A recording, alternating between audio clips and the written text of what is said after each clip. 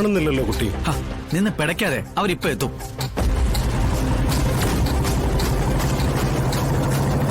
ആ ദേ മച്ചമ്പി എത്തി.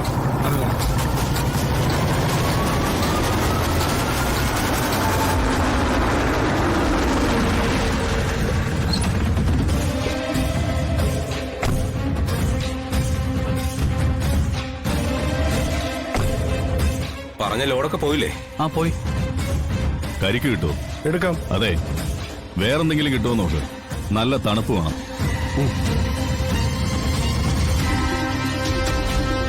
എങ്ങനെയാണ് സാറേ അപ്പൊ കാര്യങ്ങള്? കളക്ടർ വന്ന് നിൽക്കാൻ സാധ്യതയുള്ള സ്ഥലം ദാ ഇവിടെയായിരിക്കും. കളക്ടറെ ബ്ലോക്ക് ചെയ്യാനായിട്ട് ഞങ്ങൾ ഏതാണ്ട് അവിടുന്ന് ഇവിടം വരെ എത്തുമ്പോഴേക്കും കളക്ടറെ നമ്മുടെ ഗൺ പോയിന്റിന് മുന്നിൽ നിങ്ങൾ എത്തിച്ചിരിക്കണം. ആ ഗണ്ണാരാണോ സെറ്റ് ചെയ്യുന്നത് അവരുടെ മിടുക്ക് പോലിരിക്കും. കളക്ടറുമായി ഞാൻ ശക്തമായ രീതിയിൽ പ്രതികരിക്കുമ്പോഴായിരിക്കണം നീ പണി തീർക്കേണ്ടത്. അത് ഞാൻ സെറ്റ് ചെയ്തോളാം. വെടിയേറ്റ കൂടുള്ളവരങ്ങ് പതറിപ്പോവും. പോണം, അതാണ് അതിന്റെ രീതി. പിന്നെ കാട്ടിക്കൂട്ടുന്ന വെപ്രാളത്തിൽ കളക്ടറെ രക്ഷിക്കാനായിട്ട് ഇവിടുന്ന് പുറത്തേക്ക് ഇറക്കാനുള്ള ശ്രമമായിരിക്കും നടക്കുന്നത്.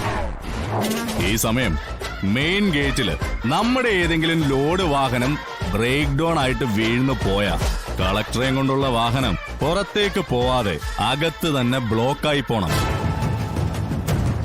സോ കളക്ടർ നമ്മുടെ മുന്നിൽ കിടന്ന് അന്ത്യശ്വാസം വലിക്കും. നമ്മുടെ പ്ലാനിങ്ങിനെക്കാട്ടി പ്രധാനം ടൈമിങ്ങിനെയാണ് നമ്മൾ ആശ്രയിക്കുന്നത്.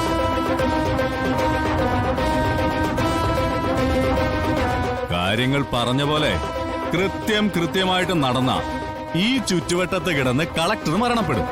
നമ്മുടെ കൺമുന്നിൽ കിടന്ന് കളക്ടറുടെ കൂടെ പോലീസ് ഉണ്ടാവില്ലേ? ആരുണ്ടായാലും ഈ ക്വാറിയുടെ ഏതു ഭാഗത്തു നിന്നാണ് വെടിവെച്ചതെന്ന് കണ്ടുപിടിക്കാൻ പറ്റാത്ത രീതിയിലായിരിക്കണം കാര്യങ്ങൾ നീങ്ങേണ്ടത്. ഇനി പോലീസിന് സംശയമുണ്ടായി നിങ്ങൾ നിൽക്കുന്ന ഭാഗത്തേക്ക് വരാൻ സാധ്യത വരികയാണെങ്കിൽ അവിടെ പാറ പൊട്ടിക്കലിന്റെ ഭാഗമായിട്ട് 2 സ്ഫോടനങ്ങൾ ഉണ്ടായിക്കോട്ടെ.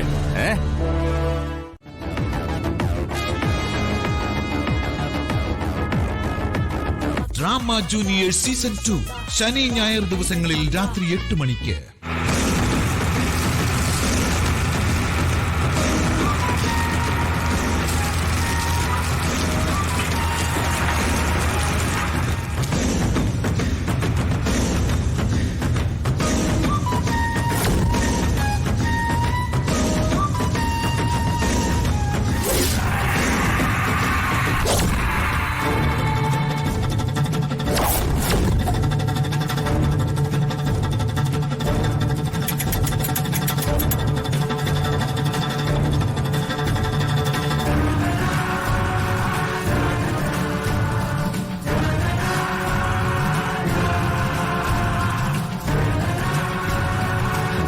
ഒരു കാരണവശാലും ലാസറിന് മാസ്കായി കളക്ടർക്ക് മുന്നിലേക്ക് നമ്മൾ കയറി നിൽക്കരുത്. ലാസറിന് നിറയൊഴിക്കാനുള്ള സാഹചര്യം ഒരുക്കി കൊടുക്കേണ്ടത് നമ്മളാണ്.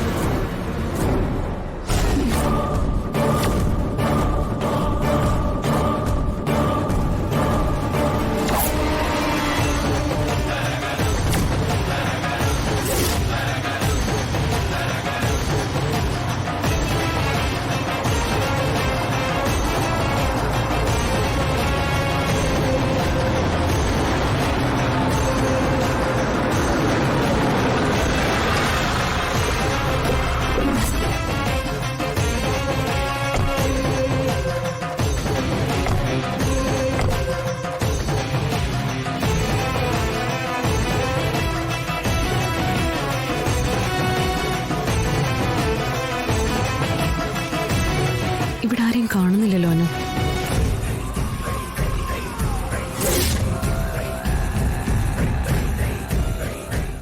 അവരെ സർക്കാരിന്റെ അനുമതിയോടെ പ്രവർത്തിക്കുന്ന ക്വാറിയിലേക്ക് ജോലിക്കെടുക്കുന്ന കാര്യമല്ലേ? അത് ഞാൻ പരിഗണനയിൽ വെക്കുന്നുണ്ട്. ചെയ്യാൻ ഞാൻ ബാധ്യസ്ഥയുമാണ്. അത് മതി.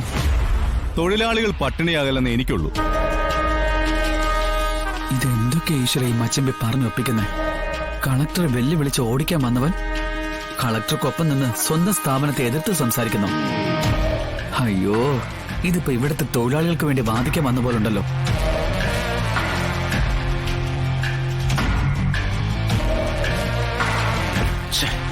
ഡ്രൈവർ മുന്നിൽ നിന്ന് മാറുന്നില്ലല്ലോ. സാറും സംസാരിച്ച് കയറി വരുന്നു. എന്നാ പിന്നെ ആ ഓർഡർ അങ്ങ് ഒപ്പിട്ട് കൊടുത്തേക്ക്. എന്നിട്ട് ക്വാറി സീല് വെക്കാനുള്ള ഡേറ്റ് വഴി അറിയിക്കാമെന്ന് പറഞ്ഞേക്ക്. നമ്മളെക്കാൾ ഇത് അടച്ചുപൂട്ടാൻ മുതലാളിക്കാണ് താല്പര്യമെങ്കിൽ നമ്മുടെ ജോലി എളുപ്പമായില്ലേ?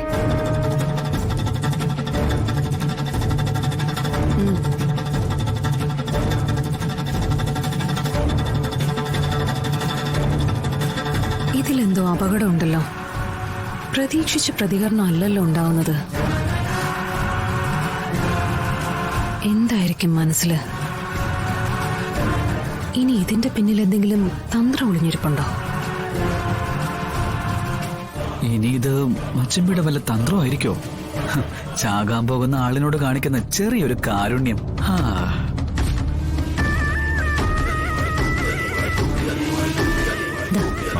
ഇവിടെ ഒപ്പിടേണ്ട.